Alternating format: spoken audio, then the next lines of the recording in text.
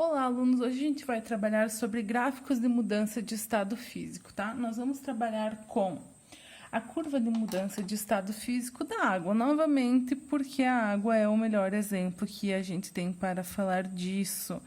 É o nosso exemplo mais conhecido. Mas antes de mais nada, vamos falar de ponto de fusão e ponto de ebulição. Então, todas as substâncias têm um ponto de fusão, que é uma temperatura exata aonde aquela substância vai passar de sólido para líquido, tá? Então, é a temperatura exata de mudança do sólido para o líquido. O que isso quer dizer? Vamos pegar a água como o primeiro exemplo, né?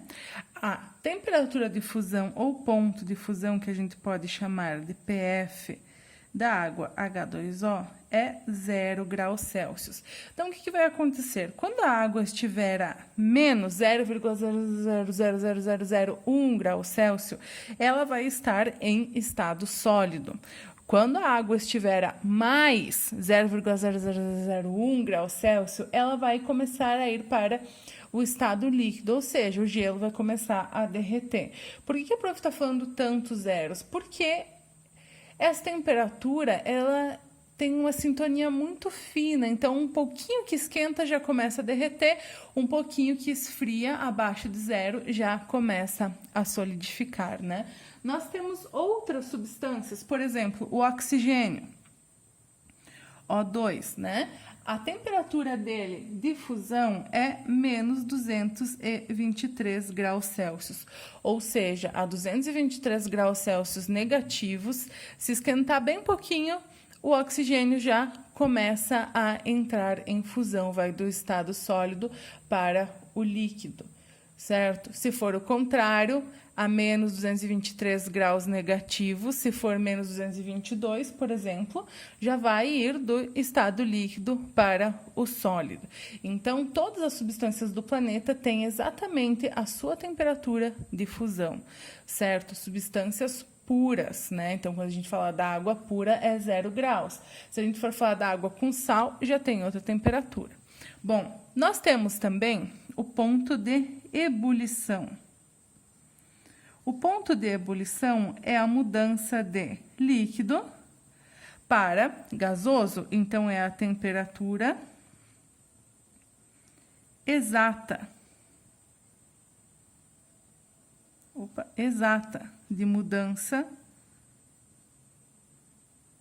do líquido para o gasoso.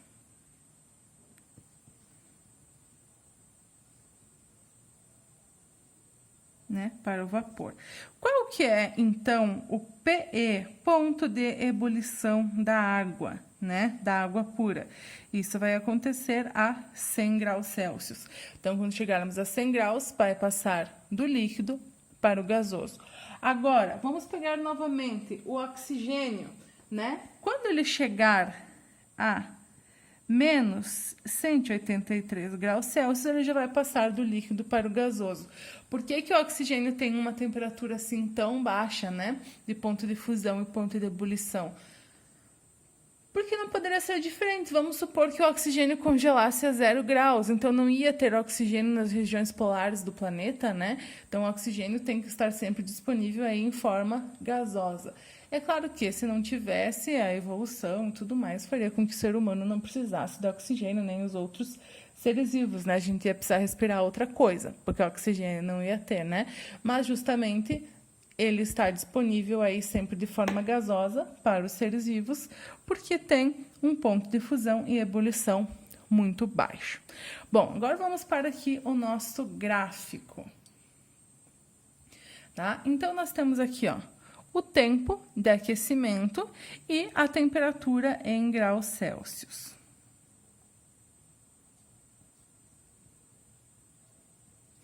Então, vamos supor que eu tenho lá um cubo de gelo. Esse cubo de gelo está a menos 5 graus Celsius. Bom, quando este cubo de gelo estiver a menos 5 graus Celsius, ele vai ter que o quê? Ser esquentado para de cubo de gelo passar a água líquida, então ir do sólido para o líquido. Então, durante um tempinho aqui, fiquei aquecendo esse cubo de gelo. Ele vai estar no estado sólido até que atinja os 0 graus Celsius, né? Quando ele atingir 0 graus Celsius, ele vai começar a mudar, porque ele vai passar do estado sólido para o estado líquido, né? Então, a gente vai ter aqui um tempo de aquecimento, aonde vai estar ocorrendo essa mudança, né? Porque a gente atingiu a temperatura, que é o quê?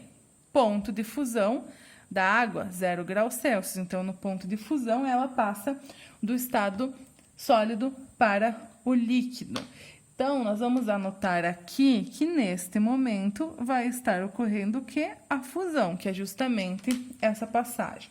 Durante todo o tempo em que ocorrer a fusão, nós vamos ter aqui a água sólida, porque é o cubo de gelo que está derretendo, mais a água líquida. Então, vai se manter nesses 0 graus, né? Durante o tempo em que a gente ainda tiver um pedacinho lá de gelo, vai estar em 0 graus. Quando tudo tiver derretido, a gente vai o quê?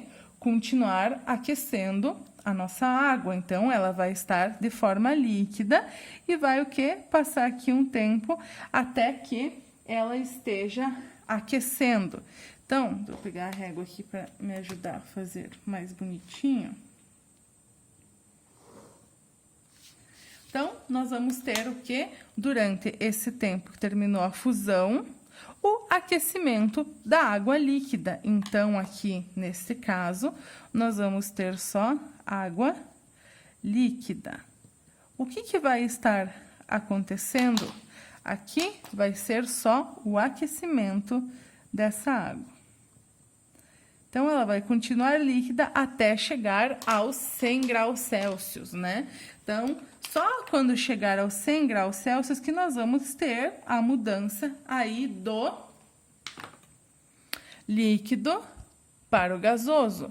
Então, quando nós chegarmos em 100 graus Celsius exatamente, o que vai acontecer com a água? Ela vai entrar em ebulição, porque ela atingiu os 100 graus Celsius, que é a sua temperatura de ebulição. Então, vamos anotar aqui, ó. Ebulição.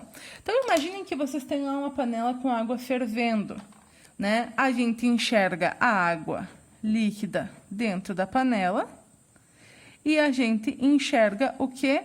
O vapor de água, né? Ou seja, a água em estado gasoso. Então, durante todo o tempo em que estiver ocorrendo a ebulição, a gente vai ter lá dentro da nossa panela água líquida e a gente vai ver o vapor saindo. Até que acabou a água líquida, né? A gente ferveu tanto, deixou tanto tempo lá, que toda a água se transformou em vapor. O que vai acontecer com esse vapor se a gente continuar esquentando ele? Não vai haver mudança de estado físico, né? Então, só vai ocorrer o quê? O aquecimento do vapor. O que vale a gente ressaltar? Que nos gráficos de aquecimento, né, ou nas curvas de aquecimento, sempre que a gente tiver as mudanças de estado, então aqui nós temos a fusão, que é uma mudança de estado, e aqui nós temos a ebulição, que é outra mudança de estado, o gráfico vai permanecer constante. Isso porque durante as mudanças de estado físico,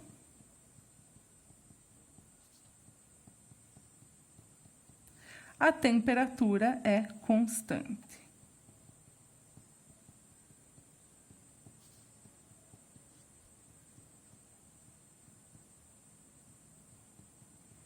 Então, se aqui a gente não tivesse o gráfico apontando o que está acontecendo, vocês rapidamente poderiam vir e dizer, bom, prof, nessas partes onde a temperatura não muda, né? O que está mudando é o tempo. Para mudar a temperatura, tem que subir.